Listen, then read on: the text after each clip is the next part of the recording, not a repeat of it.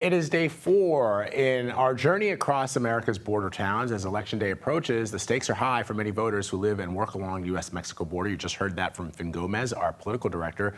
And Omar Villafranca is traveling nearly 1,700 miles from Texas to California and taking a pit stop in Yuma, Arizona, where border security is a top concern every day for both law enforcement and the people that call that region home. And that is where we find Omar this morning. Omar, good to see you, my friend.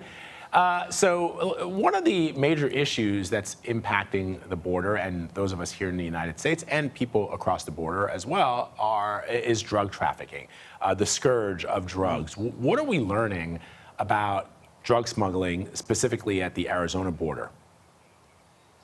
Well, it's interesting you asked that, Vlad, because this area, CBP, they categorize it as the Tucson sector. So every port of entry in Arizona is in the Tucson sector. 66% of the fentanyl that has been seized trying to come into the U.S.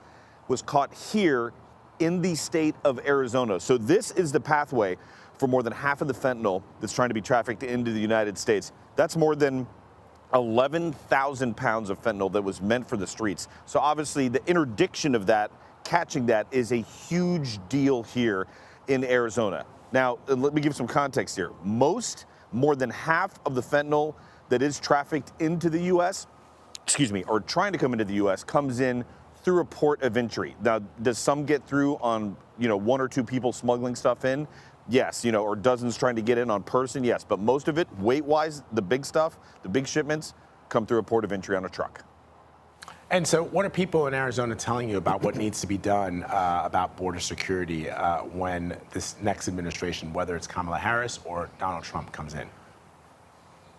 Well, they're saying, one, that Congress needs to finally do something. Not only the president, but the president, whoever that's going to be, needs to work with members of Congress, be a leader.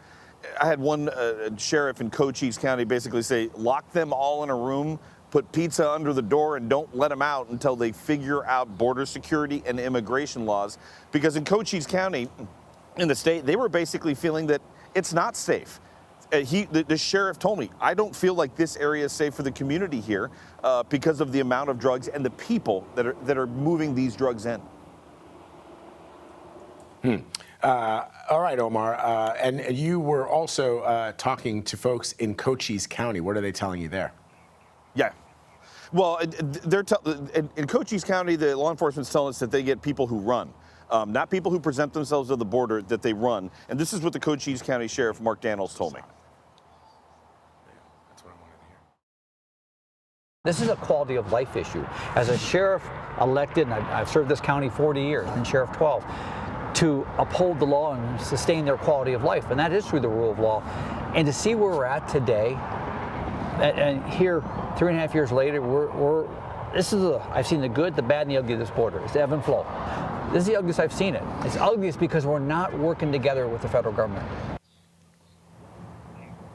Bottom line, Vlad, they just want something done in the next administration. That's what I wanted to hear. Omar Villafranca, thank you, my brother. Appreciate it.